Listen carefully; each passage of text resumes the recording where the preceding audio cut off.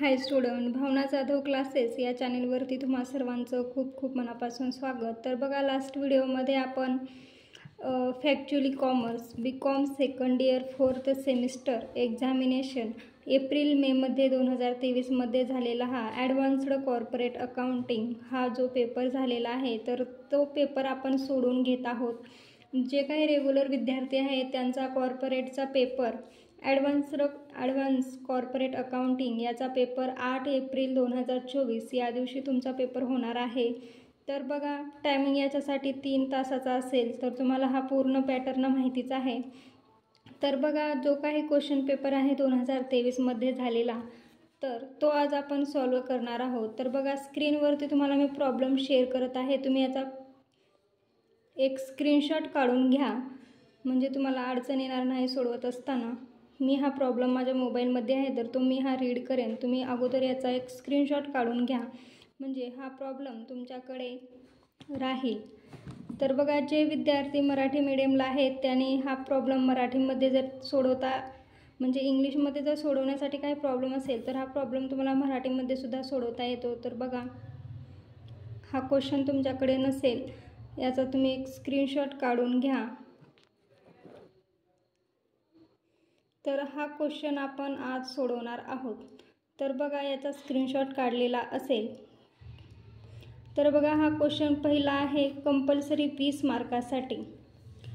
तर बघा, आपण रीड करूया. व्हिडिओ मोठा होईल त्यासाठी तुम्ही अगोदरच रेडी व्हा. आपण पूर्ण आन्सर या व्हिडिओमध्ये सॉल्व करणार आहोत. तर बघा, प्रॉब्लेम दिलेला आहे. C limited in corporate to take over the running business A Limited and B Limited, who agreed to amalgamate the balance sheet of these two companies, whereas under on 31st December 2020. तर ही जी काही balance sheet आहे ही 31 डिसेंबर 2020ची आहे. ए company आणि बी company यांनी त्यांची company बंद करून त्याने एक नवीन कंपनी तयार केली. त्या कंपनीचं नाव आहे सी लिमिटेड. तर सी लिमिटेडचं आपण कंपनी तयार करणार आहोत. तर यामध्ये तुम्हाला ॲडजस्टमेंट सांगितलेल्या आहेत, त्या तुम्ही अगोदर व्यवस्थितपणे रीड करून घ्यायच्या आहेत. तर बघा, the new company take over the asset and building of both the companies. The asset of A limited are taken over at a reduced valuation of 10%. तर ज्या काही तुमच्या या असेट आहेत, तर जेव्हा तुम्ही तुमचं परचेस कन्सिडरेशन कॅल्क्युलेशन करणार आहात, तर त्यावेळेस तुम्हाला काय सांगितलेलं आहे, जे काही ए लिमिटेडचे असेट आहे ते तुम्हाला किती पर्सेंटने रिड्यूस करायचे आहेत, तर 10%ने. म्हणजेच हे बघा, लायबिलिटीला असेटला जे तुम्हाला दिलेलं आहे land and building, plant machinery, stock, debtors, cash, ह्या ज्या असेट आहेत तर हे तुम्हाला 10%ने रिड्यूस करून लिहायचे आहेत. त्यानंतर बी लिमिटेड रिड्युस्ड व्हॅल्युएशन ऑफ 50%, म्हणजेच 15%ने तुम्हाला बी लिमिटेडच्या ज्या असेट आहेत तर त्या तुम्हाला सोडवताना घ्यायच्या आहेत. C limited paid 10,000 in cash to both the amalgamating companies and the balance by allotting fully paid equity shares of the required number. तर सी लिमिटेडने ए लिमिटेड आणि बी लिमिटेड या दोन्ही कंपन्यांना 10,000 त्यांच्याच कॅशमधून त्यांना दिलेले आहेत. तर हे आपल्याला कशा पद्धतीने घ्यायचं आहे, तर शेअर कॅल्क्युलेट करत असताना त्याचा आपल्याला उपयोग करायचा आहे. तर बघा, हा जो काही प्रॉब्लेम आहे तुम्हाला कशा पद्धतीने सोडवायचा आहे. तुम्हाला सगळ्यात अगोदर हा प्रॉब्लेम सोडवत असताना तुम्हाला इथे बघा, मी पूर्ण प्रॉब्लेमचं आन्सर सोडवून देणार आहे. तर बघा, तुम्हाला प्रॉब्लेम सोडवत असताना सर्वात आधी तुम्हाला परचेस कन्सिडरेशन हे कॅल्क्युलेट करायचं असतं. तर बघा, परचेस कन्सिडरेशन याचा फॉर्मॅट कशा पद्धतीने करायचा आहे. तुम्हाला ए लिमिटेडचे असेट, बी लिमिटेडचे असेट हे लिहायचं असतं. त्याच्यासाठी तुम्हाला असा एक कॉलम करायचा असतो. त्याचबरोबर बघा, हा व्हिडिओ मोठा होईल, मी तुम्हाला अगोदरच सांगत आहे. ज्यांना कोणाला ज्यांना कोणाला प्रॉब्लेम समजून घ्यायचा आहे त्यांनी शेवटपर्यंत व्हिडिओ बघा. तर बघा, असं सोडवत असताना तुम्हाला इथे लिहायचं आहे purchase calculation of purchase consideration. मी थोडंसं फास्ट लिहित आहे.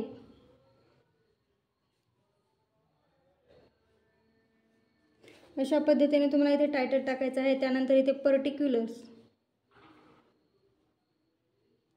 इथे टाकायचं आहे ए लिमिटेड, इथे आहे पी लिमिटेड. तर बघा ज्या काही तुमच्या असेट आहेत तर त्या तुम्हाला बघा परचेस कन्सिडरेशन घेत असताना ज्या काही आपल्या असेट दिलेल्या आहेत तर ए लिमिटेडच्या पूर्ण असेट आपल्याला घ्यायच्या आहेत. तर ए लिमिटेडच्या असेट बघा पहिल्यांदा आहे लँड अँड बिल्डिंग. तर इथे बघा तुम्हाला मी प्रॉब्लेम शेअर केलेला आहे तर तुम्ही इथे घेऊ शकतात. तर बघा लँड अँड बिल्डिंग इथे लिहायचं असेट टेकन ओव्हर. तर जी काही तुम्हाला लँड अँड बिल्डिंग दिलेली आहे लँड अँड बिल्डिंग, त्यानंतर आहे प्लांट अँड मशिनरी, त्याच्यानंतर आहे स्टॉक, त्याच्यानंतर आहे डेटार्स, कॅश. तर आपल्याला ॲडजस्टमेंटमध्ये काय सांगितलेलं आहे बघा, A limited taken over at a reduced valuation of 10%. तर ए लिमिटेडच्या ज्या काही असेट आहेत तर ते तुम्हाला 10%ने रिड्यूस करून घ्यायचे आहेत. तर बघा लँड अँड बिल्डिंग किती दिलेलं आहे 50,000. तर 50,000वरती 10% जर आपण कॅल्क्युलेट केलं तर आपलं येतं आहे 5,000. तर या 50,000मधून 5,000 लेस केल्यानंतर बघा 5,000मधून लेस करा 10% काढून तर तुमचं येईल लँड अँड बिल्डिंग येईल 45,000. त्याच्यानंतर प्लांट अँड मशिनीवर 10% कॅल्क्युलेट केल्यानंतर येईल तुमचं 27,000. स्टॉकवरती 10% कॅल्क्युलेट करा 18,000 येईल. डेटार्सवरती कॅल्क्युलेट करा 27,000. त्यानंतर जी काही आपली कॅश असते तर रिड्यूस आपल्याला कॅश करायची नसते, तर आहे तेवढीच ॲज इट इज आपल्याला कॅश ही घ्यायची आहे. त्यानंतर बी लिमिटेडचं बॅलन्स दिलेलं बघा असेट, ज्या काही असेट आहेत बी लिमिटेडच्या तर बी लिमिटेडचे असेट आहे 60,000 लँड अँड बिल्डिंग.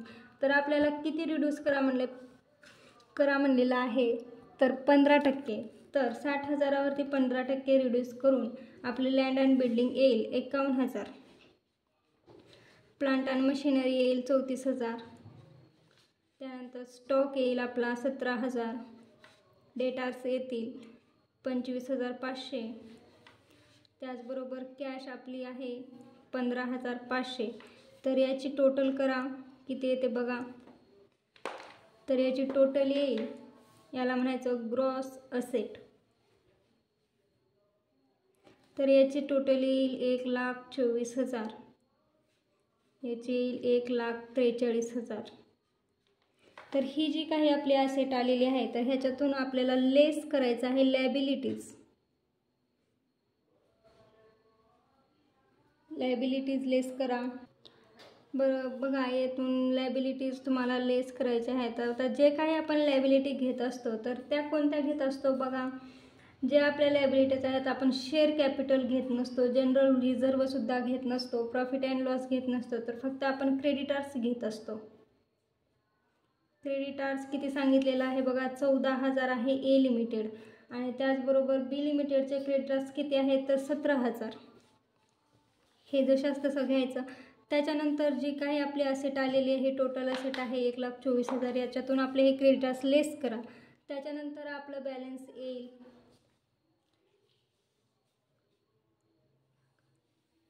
1,10,000. हे आपलं टोटल बॅलन्स येईल. त्याच्यानंतर इकडे येईल 1,43,000मधून मायनस करा 17,000 किती येईल 1,26,000. हे आपलं आलं नेट असेट. तर इथे आपल्याला कॅश, तर सी लिमिटेडने दोन्ही कंपन्यांना किती दिलेली आहे कॅश 10,000. तर त्यांच्याच रकमेतून यांना कॅश दिलेली आहे तर ही आपल्याला यातून लेस करायची. तर किती दिलेली आहे 10,000. सी लिमिटेड यांना दोन्ही कंपन्यांना 10,000 रुपये दिलेले आहेत. तर बघा याच्यातून कॅश जर लेस केला तर तुमचं बॅलन्स येईल इथे येईल 1,00,000.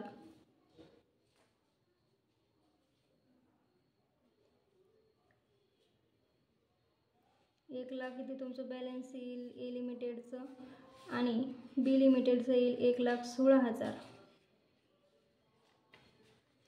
तर आपल्याला प्रॉब्लेममध्ये नंबर ऑफ शेअर्स किती दिलेले आहेत 100 ईच. तर 100 ईच आपला शेअर्सची किंमत आहे. तर बघा 1 लाखाला 100 डिवाइड करा, तुमचं उत्तर येईल 1000 शेअर येतील, याचे येतील 1160. तर हे तुमचे झाले नंबर ऑफ शेअर. तर अशा पद्धतीने तुम्हाला परचेस कन्सिडरेशन हे कॅल्क्युलेशन करायचं आहे. यात काही अडचण असेल तर तुम्ही मला विचारू शकतात कमेंट करून. परचेस कन्सिडरेशन झाल्यानंतर आपल्याला बनवायचे असते बॅलन्स शीट. तर क्वेश्चनमध्ये तुम्हाला सांगितलेलं आहे give the journal entries in the books of A limited and opening balance sheet. तर बॅलन्स शीट कशा पद्धतीने बघा काढायचं आहे तुम्हाला. बॅलन्स शीट ओपन करत असताना तुम्हाला इथे टाकायचं आहे ओपनिंग बॅलन्स शीट. हे तुम्ही क्वेश्चन म्हणजे तुम्ही आन्सर सोडवत असताना तुमच्या क्वेश्चन पेपरमध्ये आन्सर शीटमध्ये सोडवत असताना तुम्ही पूर्ण प्रत्येक पेजवर एक म्हणजे परचेस कन्सिडरेशन एका पेजवरती, नंतर बॅलन्स शीट एका पेजवरती, अशा पद्धतीने तुम्ही व्यवस्थित लिहू शकतात. तर आपली नवीन कंपनी कोणती आहे? C company. तर याचं बॅलन्स शीट करत असताना बघा याचा फॉर्मॅट तुम्हाला माहिती असेल. इथे आहे रुपीज, असेट, रुपीज. इथे लायबिलिटीज, ज्या काही आपल्या लायबिलिटीज आहेत त्या लायबिलिटीज आपण इथे घेतो. Amount, asset, amount. तर बघा आपण बॅलन्स शीट तयार करत आहे. तर बॅलन्स शीट तयार करत असताना आपल्याला जे काही आपली लायबिलिटी आहे तर आपण लायबिलिटीमध्ये काय घेतो तर शेअर्स घेत असतो. तर बघा आपल्याला शेअर्स किती आलेले आहेत आपले टोटल 1000 आणि 1160. तर या दोन्हीची टोटल केल्यानंतर किती होते तर 2160. तर 2160 शेअर्स ऑफ रुपीज 100 इच. तर 2160 गुणिले 100 केल्यानंतर तुमचे टोटल शेअर्स येतील 2,16,000. त्यानंतर आपण इथे बघा क्रेडिटार्स घेतलेला आहे. तर इथे क्रेडिटार्स घ्या. क्रेडिटार्स ए प्लस बी लिमिटेड. तर ह्या दोन्ही कंपन्याचे क्रेडिटार्स टोटल येईल 31,000. त्यानंतर बघा असेट साईड. तर असेट साईड आपण घेत असताना जे काही आपण परचेस कन्सिडरेशन बनवलेलं आहे तर त्याचेच टोटल घेत असतो. तर बघा आपण पहिल्यांदा लिहिलेलं आहे लँड अँड बिल्डिंग. तर land and building A plus, मी शॉर्टकटमध्ये लिहित आहे कारण व्हिडिओ खूप मोठा होत आहे, ए प्लस बी लिमिटेड. तर याचं किती येईल 96,000 ए प्लस बी लिमिटेड. त्यानंतर आहे प्लांट आणि मशिनरी. हे सुद्धा आपण ए कंपनी आणि बी कंपनीचे मिळून घेत असतो. याचं येईल 61,000. तर हे आपण कुठले घेत आहोत तर बघा परचेस कन्सिडरेशनमध्ये जे काही आपले असेट आहेत तर त्याच्या आपण बॅलन्स शीट तयार करत आहोत. त्याच्यानंतर बघा स्टॉक. तर स्टॉकसुद्धा आपण ए प्लस बी लिमिटेडचा घेत असतो. तर 35,000. त्यानंतर आहे डेटार्स. डेटार्ससुद्धा आपण ए प्लस बी लिमिटेड दोन्ही कंपनीचे घ्यायचं आहे. तर 52,500 हे आपले ए प्लस बी लिमिटेडचे झाले. त्यानंतर कॅश. तर कॅश आपली किती येईल दोन्ही कंपन्याची मिळून ए प्लस बी येईल 22,500. तर आपल्याला सी कंपनीने आपल्याच कॅशमधून आपल्याला 10,000 ए लिमिटेड आणि 10,000 बी लिमिटेड याचे दिलेले होते. तर बघा जी काही आपली कॅश आहे 22,500. तर 22,500 जी कॅश आहे तर यामधून आपल्याला लेस करायची आहे. दिलेली ए आणि बी लिमिटेडची कॅश सीने किती दिलेली होती 10,000. तर ए लिमिटेडचे 10, बी लिमिटेड 10, असे झाले आपले 20,000. तर हे 20,000 याच्यातून मायनस करून आपल्याला आउटरला लिहायचे आहे 2,500 ही कॅश. त्यानंतर बघा तुम्ही याची टोटल करून तुमचं बॅलन्स हे जुळते का नाही. तर बघा इथे मी तुम्हाला करून दाखवत आहे. 2,16,000 प्लस 31,000.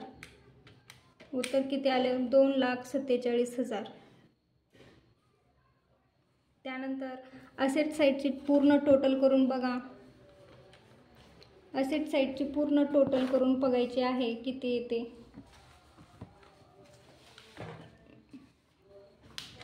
तर असेट साईडची पूर्ण टोटल पहा.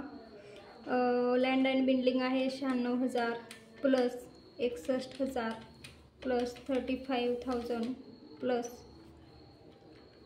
52,500 प्लस 2,500. तर ह्याचे पण येईल आपले 1,47,000. तर आपलं हे बॅलन्स शीट एकदम बरोबर जुळलेलं आहे. त्यानंतर आपल्याला याच्या जर्नल एंट्रीज करायच्या आहेत. तर त्या कशा करायच्या आहेत तर बघा आपण जर्नल एंट्र्या कशा पद्धतीने करायच्या आहेत. तर व्हिडिओ खूप मोठा होईल, त्यासाठी मी अगोदरच जर्नल एंट्रीज लिहून घेतलेले आहे. तर त्या कशा पद्धतीने करायच्या आहेत तर बघा, तुम्हाला बॅलन्स शीटमध्ये दिलेले जे काही असेट आहेत तर त्यांची जी अमाऊंट दिलेली आहे, तर जर्नल एंट्री करते वेळेस तुम्हाला बॅलन्स शीटमधल्याच असेटचा विचार करायचा आहे. जी काही तुमची अमाऊंट दिलेली आहे त्याचाच विचार करायचा आहे. जे काही आपण परचेस कन्सिडरेशनमध्ये आपण जी काही असेटचं बॅलन्स घेतलेलं आहे तर त्याचा विचार करायचा नाही. तर तुम्हाला जर्नल एंट्री करते वेळेस जे काही तुम्हाला क्वेश्चनमध्ये जी बॅलन्स दिलेला आहे तर त्याच बॅलन्सचा तुम्हाला विचार करायचा आहे.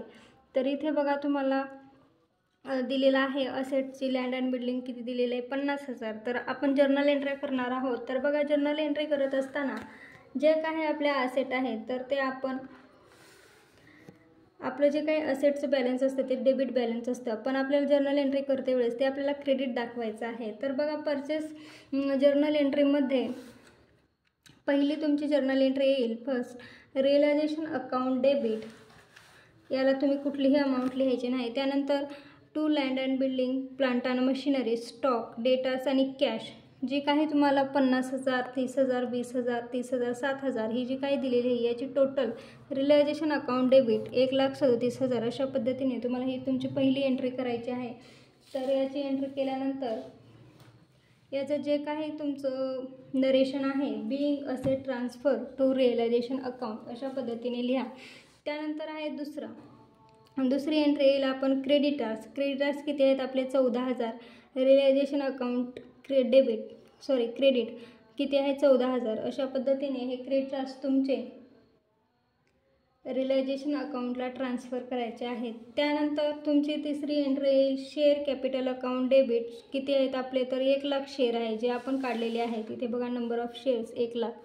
त्यानंतर general reserve debit 15,000. General reserve किती आहेत 15,000. Profit and loss account debit 8,000. तर हे कुठे ट्रान्सफर करायचे आहेत आपल्याला तर शेअर होल्डर फंड ट्रान्सफर इथे करायचे आहेत. तर याचं नरेशन येईल being share hold fund transfer. त्यानंतर तुमची चौथी एंट्री येईल जी तुमची नवीन कंपनी आहे तर सील लिमिटेड अकाउंट डेबिट किती आहे तर 1,10,000 हे शेअर्स आपली नेट असेट जी आलेली आहे नवीन तर ते आपले शेअर्स आहेत आणि हे झाले टू रिअलायझेशन अकाउंट ह्याला आपण क्रेडिट करायचं आहे. तर 1,10,000. तर बिईंग परचेस कन्सिडरेशन ही झाली आपली ड्यूची एंट्री. त्यानंतर आहे पाचवी शेअर होल्डर अकाउंट डेबिट 13,000 आणि टू रिअलायझेशन अकाउंट 13,000. तर being loss on realisation transfer. तर बघा आपल्याला इथे एक छोटंसं रिअलायझेशन अकाउंट ओपन करायचं आहे. इथे आहे डेबिट साईड, इथे आहे क्रेडिट साईड. तर आपण किती रिअलायझेशन अकाउंटला आपण किती अमाऊंट घेतलेले आहेत बघा. रिअलायझेशन अकाउंट आपले 1,37,000 हे डेबिट झालेलं आहे म्हणून 1,37,000. त्यानंतर रिअलायझेशन अकाउंट क्रेडिट डेबिट कुठे कुठे झालेलं आहे ते पाहायचं आहे. तर बघा टू रिअलायझेशन अकाउंट 14,000 हे क्रेडिट झालेलं आहे. त्याच्यानंतर 1,10,000 हे सुद्धा आपले क्रेडिट झालेलं आहे. त्यानंतर बघा हे डेबिट झालेलं आहे. तर इथे बघा तुम्ही याची बॅलन्स 1,37,000 1,37,000 याच्यातून हे मायनस केल्यानंतर तुमचं अवेलेबल बॅलन्स उरेल 13,000. तर हे तुम्हाला इथे डेबिट करायचं आहे आणि शेअर होल्डरला ट्रान्सफर करायचं. त्यानंतर बघा सहावी एंट्री होईल तुमची cash account debit 10,000. Share holder account debit 1,00,000. To C company limited 1,10,000. तर 1,10,000 ही तुमची सी कंपनी लिमिटेडला ट्रान्सफर होईल. तर बघा सातवी एंट्री होईल share holder account debit 1,10,000. To cash 10,000. त्याचबरोबर टू न्यू शेअर्स. तर न्यू शेअर्स किती आहेत आपले 1,00,000. तर याची दोन्हीची टोटल शेअर होल्डरला transfer being final statement to याचं नरेशन अशा पद्धतीने येईल. जर तुम्हाला काही अडचण असेल किंवा जर्नल एंट्री समजल्या नसतील किंवा हा तुमचा क्वेश्चन पेपरमध्ये जो दिलेला प्रॉब्लेम आहे अमलगमेशन हा तुम्हाला प्रॉब्लेम 20 मार्कासाठी विचारण्यात येतो। तर बघा तुम्हाला मी स्क्रीन शेअर केलेली होती, तर तुम्ही प्रॉब्लेमचा जर फोटो काढून घेतला असाल तर याचं आन्सर अशा पद्धतीने तुम्हाला सोडवायचं आहे, तरच तुम्हाला 20 गुण भेटतील। तर आपण यानंतर सेकंड जो क्वेश्चन आहे लिक्विडेशन, तर तो सुद्धा पाहिलेला आहे। जर तुम्हाला हा क्वेश्चन पेपर जर तुमच्याकडे असेल आणि तुम्हाला जर तिसरा होल्डिंग कंपनी असेल, तसेच अमलगमेशन असेल, लिक्विडेशन, रिकन्स्ट्रक्शन कोणताही प्रॉब्लेममध्ये अडचण असेल तर तुम्ही मला कमेंट करून विचारू शकता। तर आजच्या व्हिडिओमध्ये आपण हा पूर्ण प्रॉब्लेम पाहिलेला आहे। यात काही अडचण असेल तर तुम्ही विचारू शकतात। चॅनेलवरती नवीन असाल तर चॅनलला सबस्क्राईब करा। व्हिडिओ आवडला तर नक्की लाईक करा आणि तुमच्या मित्रमैत्रिणींना शेअर करा। धन्यवाद।